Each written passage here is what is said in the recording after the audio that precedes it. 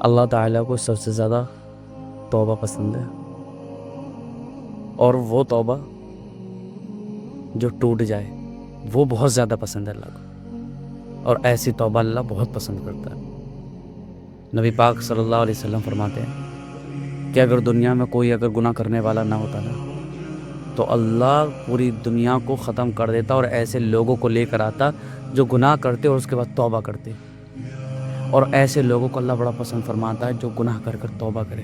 اللہ کو پسند ہے اپنے بندے کو اپنے سامنے گڑ گڑانا۔ جب کوئی بندہ اللہ کے سامنے گڑ گڑاتا ہے نا تو اللہ رب العزت بڑا خوش ہوتا ہے، بہت خوش ہوتا ہے اللہ رب العزت۔ اللہ کے سامنے بے بس ہو کے جاؤ، اللہ کو بڑی پسند ہے یہ بے بسی، اللہ کو پسند ہے بڑی یہ عاجزی۔ جب اللہ رب العزت کے سامنے کوئی بندہ گڑ گڑاتا ہے، بے بسی دکھاتا ہے، ناک رگڑتا ہے، تو اللہ رب العزت اس سے بڑا خوش ہوتا ہے۔ اللہ کو سب سے زیادہ چیزوں میں جو پسند ہے نا وہ چیز کیا ہے؟ وہ چیز ہے توبہ۔ اللہ توبہ کو بڑا پسند فرماتا ہے۔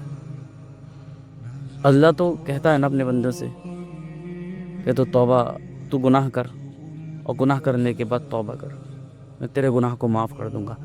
اللہ نے گناہ رکھا ہے نا تو گناہ کے بعد توبہ بھی رکھی ہے۔ پتا تھا کہ میرے بندے گناہ کریں گے، تبھی تو اللہ نے معافی رکھی ہے، ورنہ اللہ معافی کیوں رکھتا؟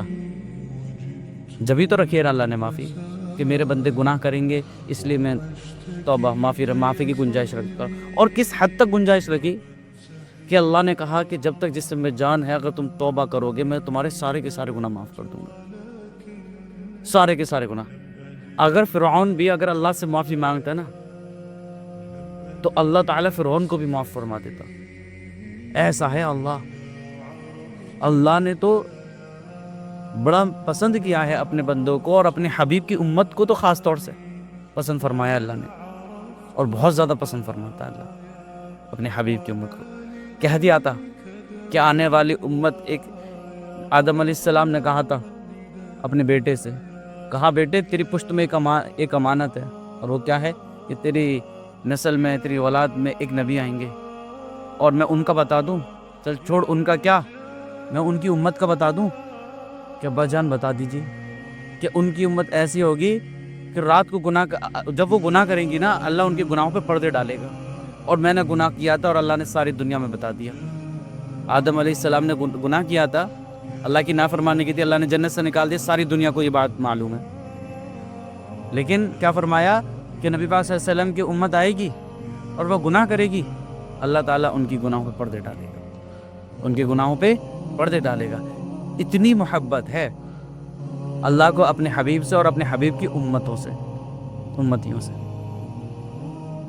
تو میرے بھائیوں، بھلے گناہ کتنا بھی ہو جائے اللہ سے نا امید نہ ہونا، اللہ کے سامنے گڑ گڑانا، اللہ کے سامنے اپنے آنسوں کو نکالنا، اور اپنی ناک کو اللہ کے سامنے، اپنی پیشانی کو، ناک کو اللہ کے سامنے قدموں میں رکھ دینا، اور اس کو رگڑنا، اور بے بس ہو جانا، اور عاجز ہو جانا، اور کہنا کہ اللہ تو توبہ کو پسند کرتا ہے نا، تو وہی چیز کر رہے ہیں نا۔ ایک واقعہ مجھے یاد آتا ہے، اور وہ کیا ہے؟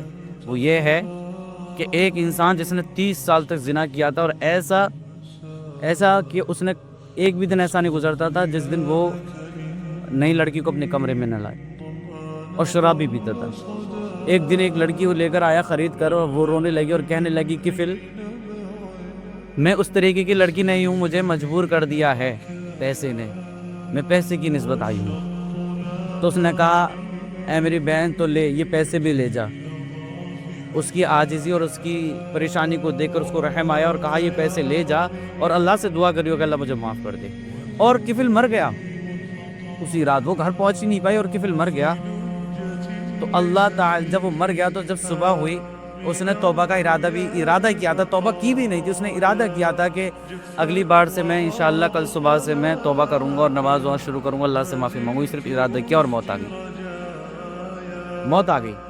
اور فرماتے ہیں کہ اس کی دروازے پر اللہ نے نور کے سترے سے لکھ دیا تھا ان اللہ قد غفر للکفل، کہ اے لوگو اللہ نے کفل کو معاف کر دیا، اس کو بڑے عزت کے ساتھ دفنانا۔ ورنہ زانی کو کون عزت سے دفنائے گا؟ یہ ہے اللہ کا معاملہ اپنے بندے کے ساتھ، اتنا غفور رحیم ہے وہ۔ تو تم کدھر جا رہے ہو اللہ کو چھوڑ کر؟ تو تمہیں کیا ہو گیا ہے؟ تمہیں اپنے گناہ زیادہ بھاری لگنے لگے اللہ کی رحمت سے زیادہ؟ تو اللہ کے سامنے اپنی پیشانیوں کو رکھ دو، توبہ کر لو، اللہ تمہیں نئی زندگی توفیق نصیب فرمائے۔